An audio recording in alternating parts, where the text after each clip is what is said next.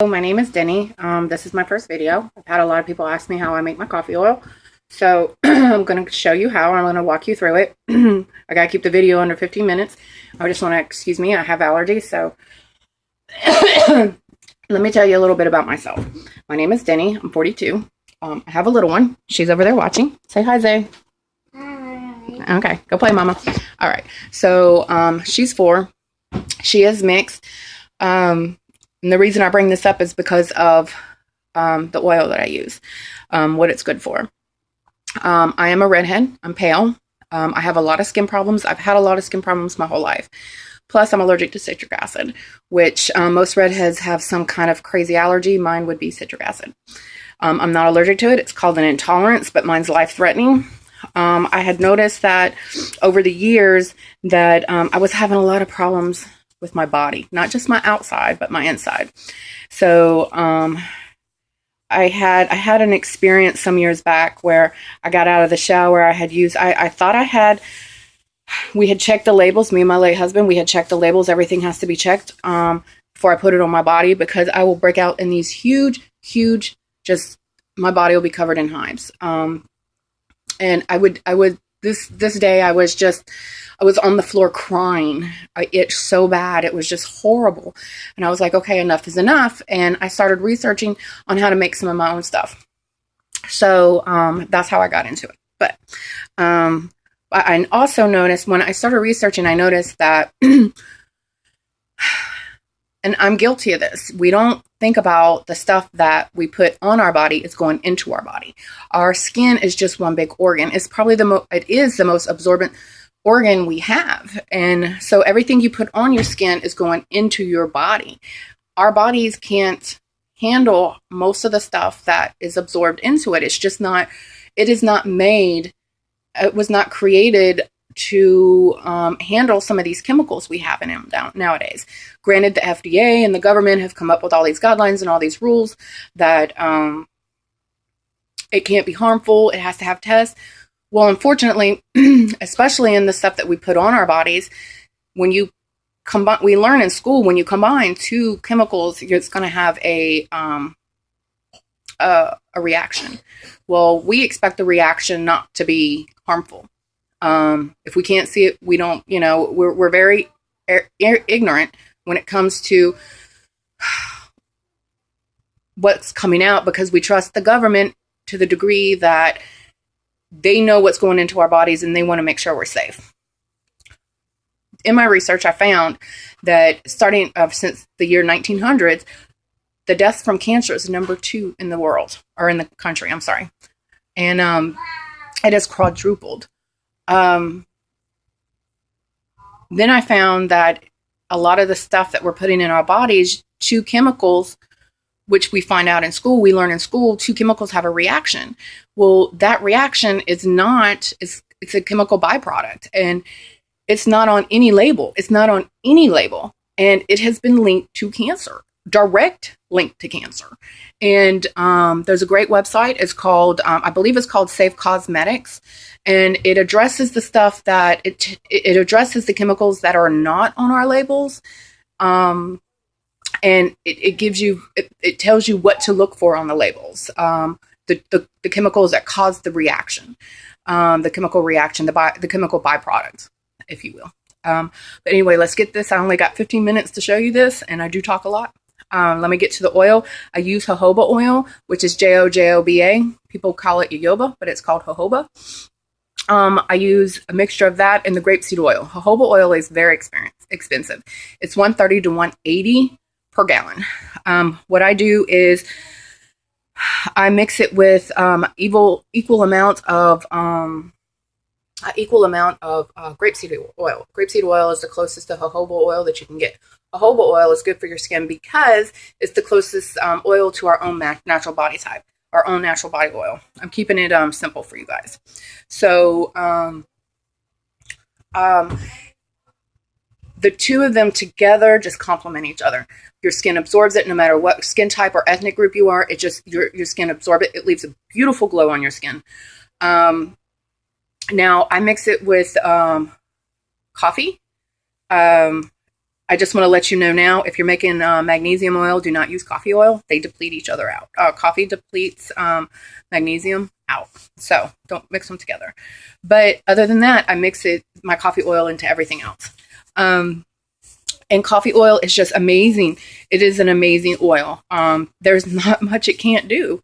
The coffee oil, between the three of them, together, you have, it helps with eczema. The eczema, it helps with the swelling, the itching, the inflammation, the cracking, the bleeding. It's just amazing. It soothes it. The same with rosacea. It was an accidental discovery with rosacea. A friend of mine, she was using some coffee ground exfoliant on her face because she tries to stay away from the chemical stuff.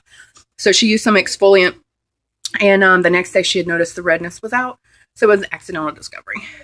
But it does work on rosacea.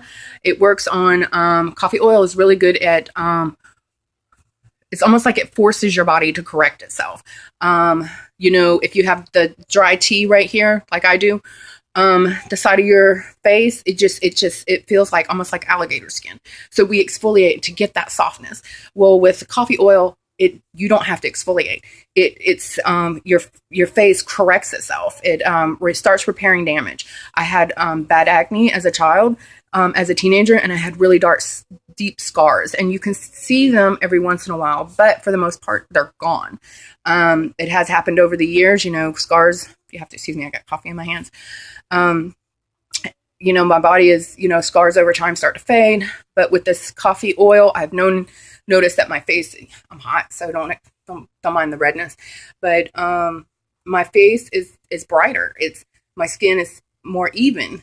The bags, I had bags over my eyes, where the eyelid falls down, and it's corrected itself. It's tightened itself. The dark circles under the eyes, gone. My face is smoother. It's tighter. And that's, as women, that's what we strive for. But when you have a product that actually corrects itself, that you don't have to put a chemical moisturizer on your face at night to maintain a healthy glow. This does that.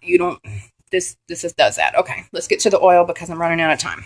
All right, I use, like I said, if you're using a regular oil, or if you're just making a small batch, a regular batch of coffee oil, the ratio is 1-to-1. 1 cup of oil to 1 cup of coffee grind. If you use a thick, coarse coffee grind, you want more oil. The thick coffee grind is good for funky feet. If you know somebody who has funky feet, make them some of that coarse coffee grind scrub. And hey, let me give you a foot massage before you get them funky feet in my bed. It works. All right. I use coarse, or not coarse. I use extra fine ground coffee, but that's because I go for I make a concentrated version. My concentrated version, the coffee grind I grind it on espresso and then grind it on espresso 2 more times. And what the end result is a very, very, very fine, soft powder. It is a beast to drain the oil out. And as you can see, I am stirring as we speak because you have to get it all. You have to stir it all the way down to get it. But this is the end product. Now with this, what I did was I used my crock pot. Crock pots maintain the heat. You never want to boil this. This maintains the heat. I've heard people say no more than 120 degrees. Mine, I never went above 120. With the crock pot, once you've temped it once, you know what each setting is. I will mix all of my stuff together. I'm talking, baby. I will mix all my stuff together. And because I'm doing a concentrated version, as you can see, yours will come out more of a honey color, maybe a little darker than a honey color. Mine is concentrated. One is not better than the other.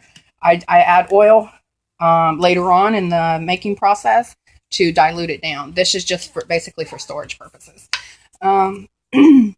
I will turn this on high for an hour. This gets it going, gets that heating process going. And then I turn it on low for 3 hours, and then on warm for 4 hours. Now I do it for 8 hours because I want it concentrated.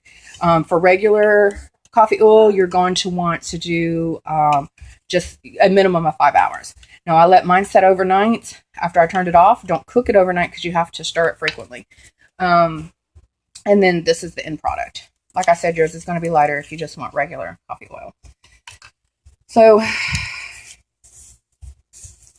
like I said, here's the end product. I'm going to show you. I'm going to pick it up here in a minute. I use, you want to use cheesecloth to strain it. It is a messy process, and I need to let you know now you're going to lose oil in the straining process. There's absolutely nothing you can do about it. I don't know if I mentioned that jojoba oil is expensive, so I try to get as much as I can out. It is a messy process. Now, when you store your oil, I just store my coffee grinds in a just a regular container until I bag it up for sale. And then my coffee oil, I store it in glass containers. You can store it in whatever you want. I have customers who are all organic, all natural, vegans, and they don't do plastic, so I store it in glass for their sake. Now, the only plastic my products touch would be my coffee oil, because I have yet to find a good natural bowl that has measuring lines on it that doesn't soak up my oil. Wood bowls soak up your oil. Just a heads up. All right, so as you can see,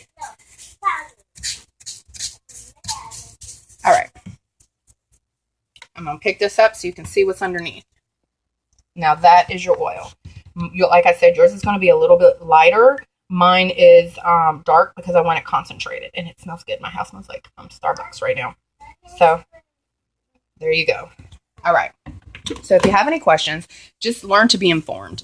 Be informed of what's going on in your body. A lot of us are we're too busy in life, or we just don't care, and we trust that what our body is going to what is going on in our body is safe for us. Unfortunately, with the cancers and Alzheimer's, which is also related to some of these chemicals on the rise, it's really time for us to start being knowledgeable and taking a stand. And even if the government doesn't do it, we need to take responsibility for our own selves and our children. All my products I use on my daughter, all of them. And she's a very feisty 4-year-old. It's great. Coffee oil is great on bug bites. It's great on bug bites, especially ant bites and mosquito bites. Within minutes, the itching's gone. It starts correcting itself. It's great for burns, not major burns. See a doctor if it's a major burn, but it takes the redness out, starts correcting the burn. It's all around great oil. I would highly suggest you use it, even if you just keep it as a first aid in your house. Mixed with, used with aloe vera, it's really, really good. But you're going to play hell trying to mix it up. Anyway, my name is Denny. If you have any questions, feel free to ask me. I'm very blunt. I'm not going to lie to you. And if I don't know the answer, I will direct you to somebody who does. But as again, my name is Denny. And y'all have a great day. Bye.